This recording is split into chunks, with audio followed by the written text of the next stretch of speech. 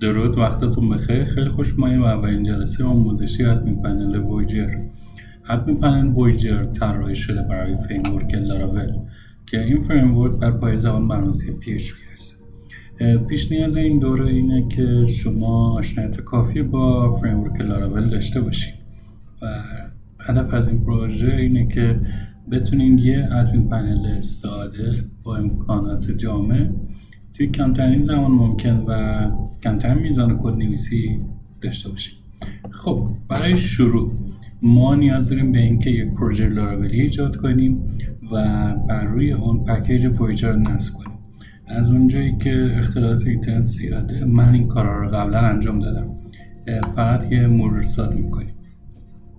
برای ورود به سایت پنل وویجر نیاز است شما توی گوگل سرچ کنید وویجر لاراول و میتونید سایت اون رو پیدا کنید و وارد بخش داکیومنت بشین و قسمت اینستالیشن، قسمت اول که کامپوزر اینستال این پکیج که این قسمت رو کپی میکنید و روی پروژه ستاپ میکنید.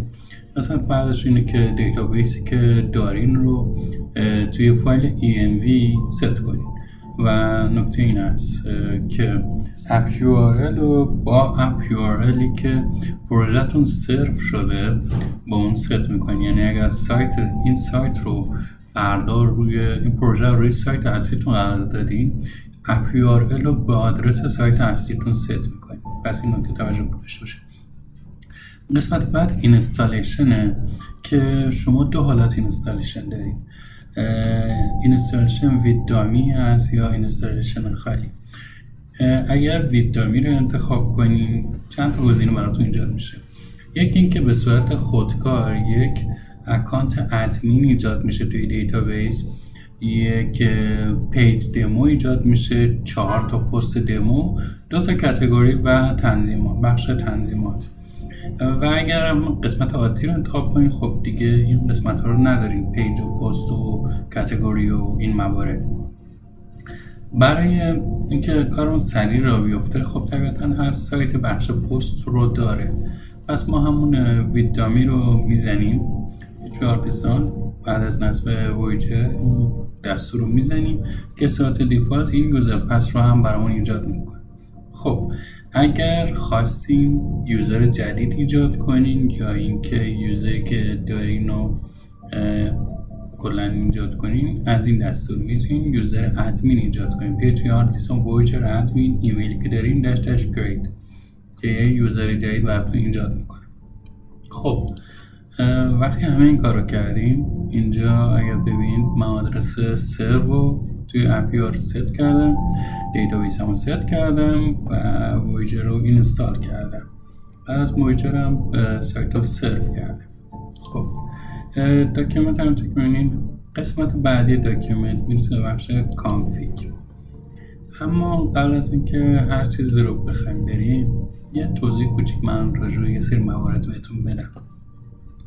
قبل از اینکه هر پکیجی رو روی پروژهتون نصب کنید اول گیت اون پکیج رو یه چک بکنید.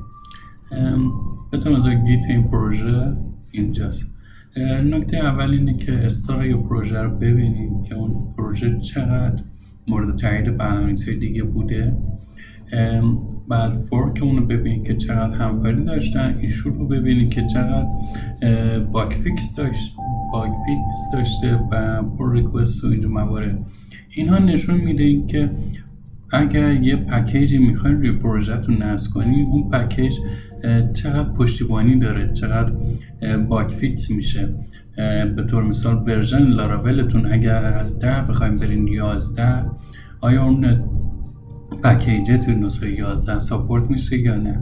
خب موردی که اینجا هست تیم وویجر از نسخه 1.6 که همونطور که می‌بینید آخرین نسخه داکیومنت هست کمی نسبت به این ادمین پنل فعالیتشون کم شده و نسخه 1.6 سازگار با لاراول 9 هست، یعنی فیکس شده باید لاراول 9.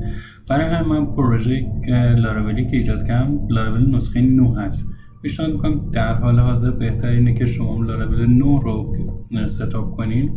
لاراول 10 هم در حال حاضر پشتیبانی میشه، اما استیبل ترین حالت رو که من دیدم فعلا 9.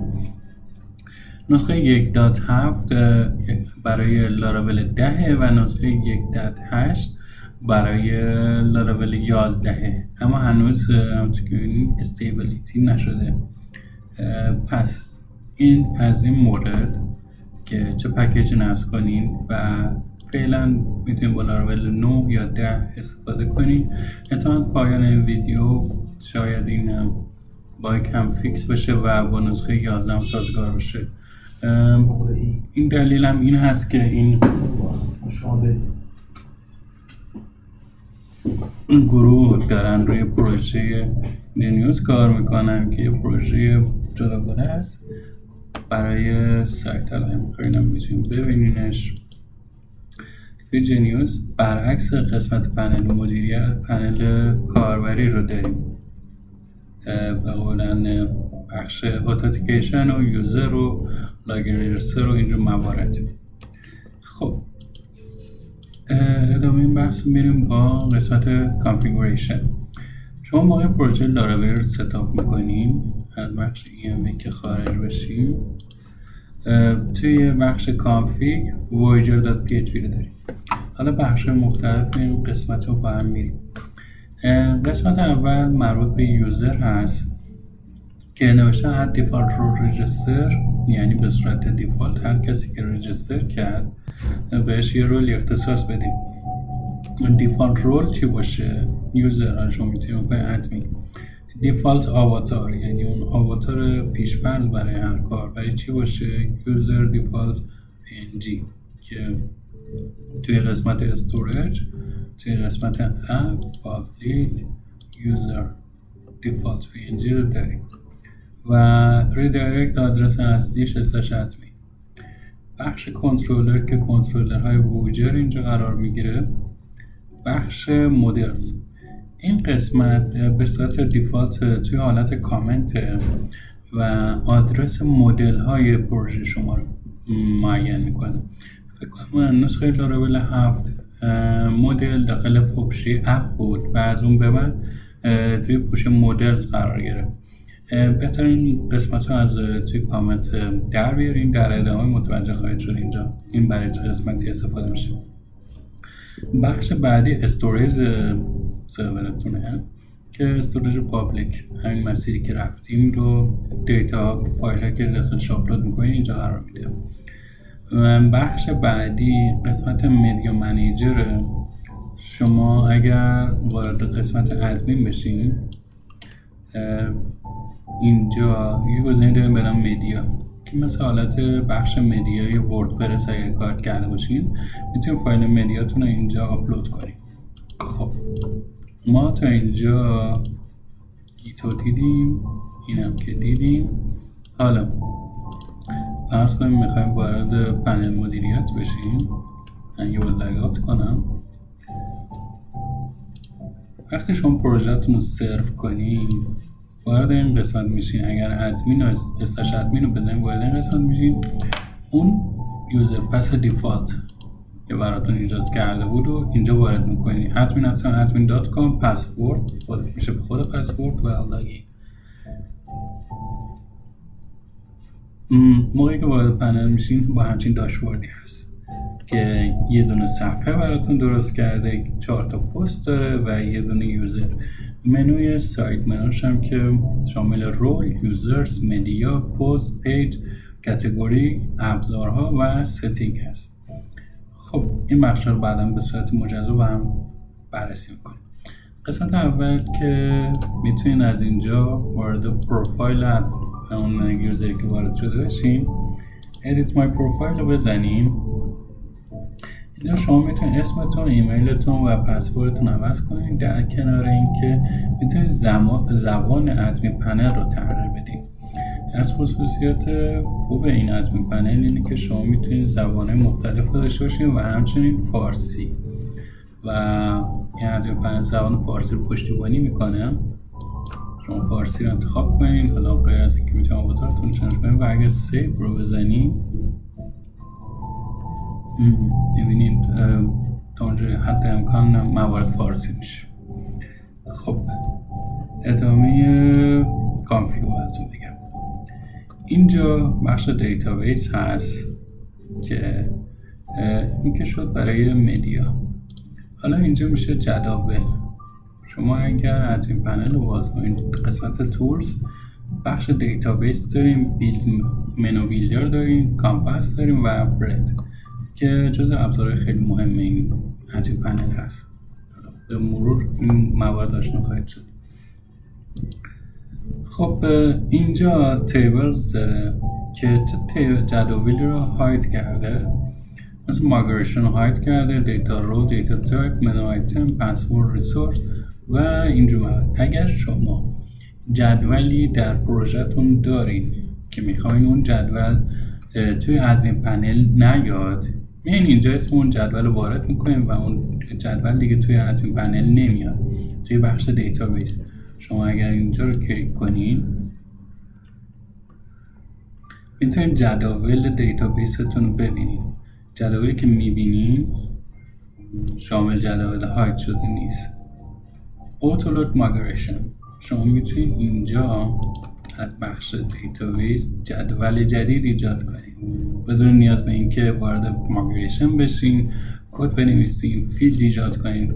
ببین ایجاد جدول میزنید، اسم جدول و فیلد ها رو به صورت گرافیکی ایجاد میکنید، نیاز به کد نویسی نداره.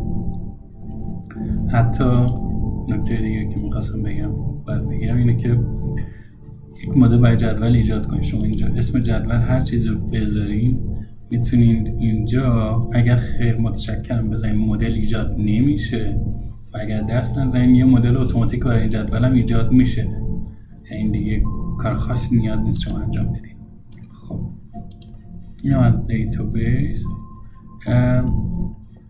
مولتی پلیس لنگویج یعنی قابلیت چند زبانه بودن سایت. شما تو این قسمت میتونید تعیین کنید که سایتتون تک زبانه باشه یا چند زبانه. اگر انیبل کنید شما دیگه میتونید سایت چند زبانی داشته باشید. اینجا میتونید زبان دیفالت سایتتون رو هر زبانی که میخواین قرار بدید و در این قسمت لوکالیز میتونید زبانهای دیگه‌ای که میخواین در اون سایت داشته باشین رو اضافه کنید، و هر چیز دیگه. خب این از اینجا بخش داشبورده که همون آیتم هایی که داخل داشبورد دیدین رو میتونین ویرایش کنین، چند مهم نیست. میتونین این ویدجت ها رو پاک کنین که خیلی مهم نیست. بخش برد جزو بخش اصلی سایته. اینجا اگر وارد این قسمت بشین به این قسمت میگن برد سایت یا اون برش نود اصطلاحیه و جزو پرکاربردترین هست. اینجاست که شما جداول رو مرتبط میکنید به فرم ها. یعنی اگر میخواین فیل جاب یه فرم براش درست کنید که منوش بیاد اینجا مدیریتش کنیم، با از برد استفاده میکنیم. تنظیمات این که برد نمایش داده بشه، اد پرمیشن و روش محدودیت باشه و چه کسی بتونه فقط چه رول و پرمیشنی بتونه فقط اونو ببینه اینجا تعیین میشه. قسمت بعدی طراحی ظاهر اینجا که چه رنگی باشه این قسمت و اینجا موارد. خب ویجر به صورت پیش‌فرض از بوتسترپ 4 داره استفاده میکنه. شما میتونید فقط پریمری کالر رو تغییر بدین، تولز هم که حالا مورد زیادی نیست. اینجا اگر استایل یا CSS یا جاوا اسکریپت یا اسکریپت خاصی دارین میتونید آدرس اون اسکریپت رو اینجا وارد کنید تا به ادمین پنلتون متصل بشه. اینجا گوگل مپه که میتونید API گوگل مپتون رو بدین و به گوگل مپ کانکت بشین. این قسمت مدیاست. شما میتونید فایل ها، فرمت هایی که بتونید تو بخش مدیا آپلود کنید اینجا تعیین کنید. خب فولدر رو نمایش بده. این مدیای ادمین پنله. شما فایلی که میتونید اینجا آپلود کنید فرمتش اونجا تعیین میکنید. اینجا میتونید افزودن فولدر بزنید، قابلیت ساخت فولدر و اینجور موارد داشته باشید. میتونید قابلیت رو از داخلش حذف کنید. میتونید آپلود رو حذف کنید، انتقال هم قابلیتش رو غیر فعال کنید، قابلیت حذف رو غیر فعال کنید، create name، rename، این موارد رو داخل این بخش مدیا ویرایش کنید. میبینید این ها فولدره، من میتونم انتقال مثلا این فولدر رو منتقل کنم تو این فایل ها رو منتقل کنم به فولدر بالاتر و اینجور موارد که تنظیمات این اجازه دسترسی به این مورد داشته باشم یا نه رو اینجا میدم. این که فایل ها تو چه آدرسی ذخیره باشه اینجا میتونم تعیین کنم. این قسمت میتونم تعیین کنم که ایمیج یا تصویری که دارم ارائه میدم از بخش مدیا آپلود میشه به صورت خودکار واترمارک داشته باشه. خب اگر اینو از حالت کامنت قرار خارج کنیم به صورت خودکار واترمارک قرار میگیره. اینجا آدرس اون واترمارکی که شما میخواین داشته باشه، اینجا پوزیشنشه، پایین، چپ، بالا، راست و اینجور موارد و اینجا x و y هم فاصله از طرفینه و سایز هم اندازه اون به پیکسله. تایمنیلز هم که تصویر کوچک شده ایجاد میشه به صورت خودکار از اون تصویری که آپلود میکنیم. خب فکر کنم چیز خاص دیگه ای تو این بخش نبود. خب بعد از این که شما پروژه رو ستاپ کردین و اینها یه ادمین پنل اینجوری دارین. بخش مختلفش رو الان بخوام بهتون توضیح بدم. بخش داشبورده، این ویدجت هایی هست که داخل کافی میتونین حذفشون کنین. میتونین اگر بتونین کنسول آنالیتیک کلاینت آیدی رو بگیرین میتونین اینجا وارد توی کانفیگش ست کنین کنسول آنالیتیکتون رو و چند تا نمودار از آنالیتیک گوگل آنالیتیکتون بهتون نمایش میده. بخش بعدی رولز ها هستن که سطوح دسترسی کاربر هستن، ACL هستن. نمی‌کنین یوزر عادی اگر بریم مشاهدهش کنیم تفاوتش با ادمین سطوح دسترسیش به همه جا هست. اول که بروز ادمین یعنی بتونه تو این صفحه وارد بشه. بروز برد یعنی بتونه بخش برد رو ببینه. بروز دیتابیس بتونه بخش دیتابیس رو ببینه. بروز مدیا یعنی بتونه مدیا رو ببینه. بروز کامپس بتونه این قسمت رو ببینه. خب بخش های بعدی میشه منو. اینجا دیگه اینطوریه که اجازه خوندن داشته باشه، یعنی اگر پنل مدیایی داره. بروز اولی که میشه اینطور بهتون بگم این تیبل یوزره. خب این قسمت که شما لیست رو دارید مشاهده میکنید میشه بروز یوزر. بعد این قسمت مشاهده میشه همین رید یوزر. خب میتونه اطلاعات مشاهده کنه. قسمت ادیت قابلیت ویرایش رو و قسمت حذف قابلیت حذف. خب یعنی شما تیکه هر کدوم از اینا رو بردارین اون رول دیگه قابلیت اونو نداره. حالا هر چقدر بریم جلوتر مدل دیتابیس بیشتری ایجاد کنین نیازی نیست به جای کد نویسی کنین که این به روز بشه. خود این بخش به صورت خودکار مدل های داخل پروژه شما رو شناسایی میکنه و این سطور رو براتون میاره. اما قبل از این باید اون مدل برد بشه، یعنی ساخته بشه برای فرم. خب از بخش رول ها که بگذاریم قسمت یوزر هاست که میتونید شما لیست از یوزر ها رو ببینید. میتونید تعداد پیج پریویوش رو زیاد کنید و سرچ که همه موارد بعد از جستجو براتون توضیح میدیم. اینجا هم که ابزار هاست، آواتار و اینجور موارد. خب بخش مدیا رو که با هم دیدیم. بخش بعدی پست هاست. تو میبینید نمایشی از دیتایی که دارین. بخش بعدی پیجز که شما امکان میده که یک صفحه ایجاد کنین. ویدیوش براتون بذارم که با نمایش بیشتر آشنا بشین. فرض کنین یه صفحه دارین به نام صفحه About Us و این صفحه نیازی نیست که دیتابیس و جداول و اینجور چیزا بنویسین، فقط یه صفحه است. اگر این لود بشه یه تگ MC هم اینجا داره با من بادی که شما میتونید صفحه‌تون اینجا طراحی کنید. تایتل اون صفحه است آنجور موارد، اسلگ اون صفحه، متا دیسکریپشن برای سئو، متا کیورد برای سئو، وضعیت نمایشش، ایمیج کاور و ذخیره. کاتگوری‌هایی هستن که به مقالات اختصاص داده باشن، مثلا مقاله در چه زمینه و کاتگوری هست. شما اینجا میتونید کاتگوری مختلفی درست کنین و مقالاتی که ایجاد میکنین، مقاله رو ایرش بزنین. ما وقتی یه مقاله تو این ایجاد میکنین، اول عنوان داریم، تایتل اون مقاله، اسلاگ داریم، وضعیت انتشار ده منتشر شده، پیشنویس یا در حال انتظار. اینجا کاتگوریش رو انتخاب میکنیم. ثابت کردن پست که به قولن اون بخشی که پست رو نمایش میدین پست ثابت باشه، یعنی فیکسد باشه یا فقط بر اساس اوردر سورت شده باشه.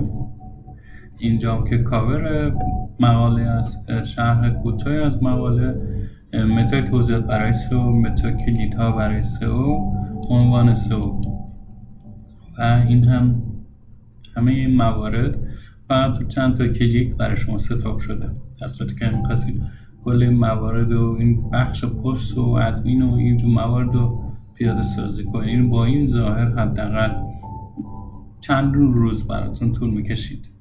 خب قسمت بعد کاتگوری، بعد میرسیم به قسمت تولز. جای مهمی اینجا شما میتونید منو ایجاد کنید. ادمین منو، این که منو کناریه. خب شما میتونید اینو ویرایش کنید. خب و حالا چه ویرایش؟ سازنده رو باید بزنید. موقع سازنده رو میزنید شما میتونید اینا رو مثل همون حالت وردپرسی درگ اند دراپ کنین و منوها رو ببرین زیر یک منو. اگر رول رو ببرم زیر این منو، زیر منو میشه و این موارد رو میتونین دکمه ویرایش هر گزینه رو بزنین. عنوان آیتم، نقش، نوع لینک، رود لینکی که خودش میتونین لینک آدرس استاتیک بدین یا اینکه رو خود اتوماتیکش باشه. اینجا میتونین آیکون براش تعریف کنین. پارامترهایی که دانلود هست و ممکن کلاس ایجاد کنین و یه سری پارامتر قرار باشه اون کلاس ارسال کنین. میتونین اینجا پارامترها رو براش ارسال کنین.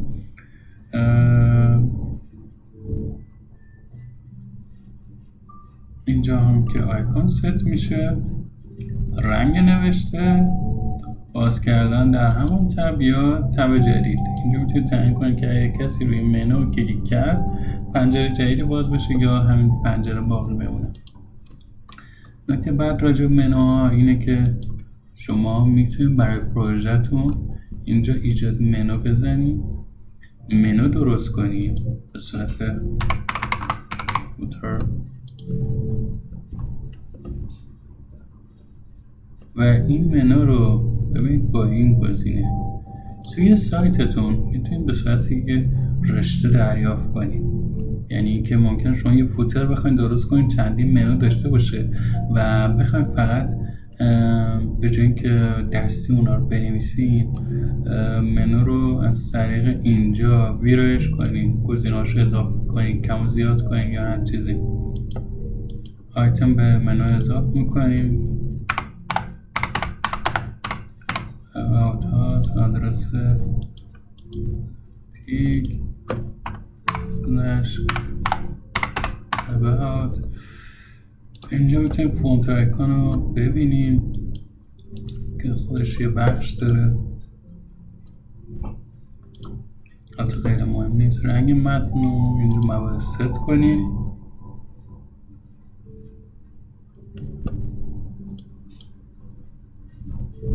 اینجا آیکونایی که میتونین داشته باشین برای پنل مدیریت ویجر.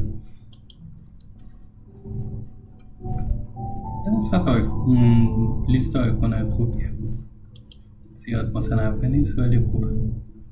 خب ببین که من الان یه منوی فوتر درست کردم و برای اینکه بخوام این از این توی پروژم استفاده کنم میتونم از این دستور استفاده کنم و همون منو رو داشته باشم. قسمت بعدی دیتابیسه که یه توضیحات کوتاهی راجعش بهتون دادم. اینجا میتونید جدول ایجاد کنید. اینجا فرض کنید جدول کاتگوری داریم و حالا میخواین جدول بردش رو حذف کنیم. مشاهده برید اگر برد نداشته باشه اینطوریه، اگه برد داشته باشه اینجوریه. برد هم که اینجا این حالتی که توی منو هست و فرم و ادیت و اینا رو داره رو یعنی برد شده است. خب اگر فرض کنیم بخوایم کاتگوری رو ویرایش کنیم، بخوایم یه فیلد بهش اضافه کنیم، با هم اسم میذاریم، نوعش نال باشه یا نه، طولش آن سایت باشه، اوتو اینکریمنت باشه، جزء کلید باشه، پیش‌فرض و تمام. شما به همین سادگی جدولتون رو ویرایش کردین، فیلد بهش اضافه کردین، به همین سادگی فیلد میتونین ازش حذف کنین و نیاز به کار خاصی نیست. اینجا هم میتونین جدول جدید ایجاد کنین، فیلد های جدول جدید. افزودن سافت دیلیتون میخواین، تایم استپ داشته باشه، آیدی که همیشه داره و همین موارد و اسمی که براش میذارید. اصلا نیازی هم به این نیست. بخش بعدی کامپوزه. فرض کنید شما توی سرور هستین و دسترسی به بخش ترمینال نداریم، نمیتونید کدای دستوری لاراول رو داخلش بزنیم. اینجا ما باید کامپوز میشیم، دستورات رو میزنیم و هر کدوم از دستوراتی که مورد نیازه اجرای دستور. به همین سادگی مهم نیست سرور شما دسترسی به SSH دارین یا ندارین، یا دسترسی به ترمینال دارین یا ندارین. با همین روند شما میتونید PHP Migrate Optimize دستور اپتیمایزر اجرا میشه. این نیازی نیست شما دستورات رو براش تعریف کنین. از این ارورها زیاد پیش میاد. فکر کنم خاطر آواتار یوزر. خب همونطور که گفتم اینجا میتونید هر دستوری بزنید. در کنار اینکه دستورات آرتیسانی که خودتون ایجاد میکنید نیاز نیست جایی براش دوباره تعریف کنید، خودش اتوماتیک همه رو شناسایی میکنه. قسمت بعد که جزو مهمترین قسمت از قسمت برد هست که شما میتونید اینجا برد ایجاد کنید.